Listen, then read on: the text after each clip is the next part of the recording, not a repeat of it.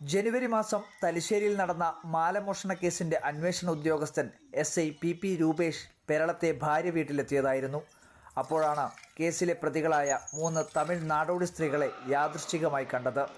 നാട്ടുകാരുടെ സഹായത്തോടെ ഇവരെ പിടികൂടാൻ ശ്രമിക്കുന്നതിനിടെ സ്ത്രീകൾ ഓടി രക്ഷപ്പെടാൻ ശ്രമിച്ചു.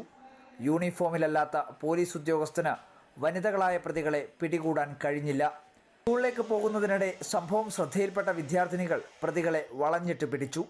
തടഞ്ഞു നിർത്തിയ സ്ത്രീകൾ കുട്ടികളെ ആക്രമിക്കാൻ ശ്രമിച്ചെങ്കിലും 6 അംഗ പെൺകരുത്തിന് മുന്നിൽ സംഘം കീഴടങ്ങി. 3 സ്ത്രീകൾ ഓടുന്നതായി കണ്ടു. അതിൻ്റെ ബാക്കിലെ കുറേ ആൾക്കാർ ഓടുന്നതായി കണ്ടു. അവിടെ നിന്നിട്ട് നമ്മൾ ചോദിച്ചാൽ പ്രശ്നം ചോദിച്ചപ്പോൾ അവർ പറഞ്ഞു ഇങ്ങനെ മാല മോഷ്ടിക്കുന്നവരാണെന്ന് പറഞ്ഞു.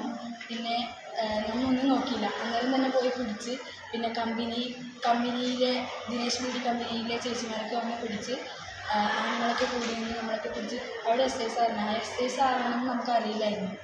അപ്പോൾ SI സാർ വന്ന് പോലീസ് സ്റ്റേഷനിലേക്ക് വിളിച്ച് പയ്യന്നൂരിൽ നിന്നും വനിതാ പോലീസ് എത്തുന്നതുവരെ കരിവള്ളൂർ AV സ്മാരക സ്കൂളിലെ വിദ്യാർത്ഥിനികൾ മോഷ്ടാക്കളെ പിടിച്ചു നിർത്തി.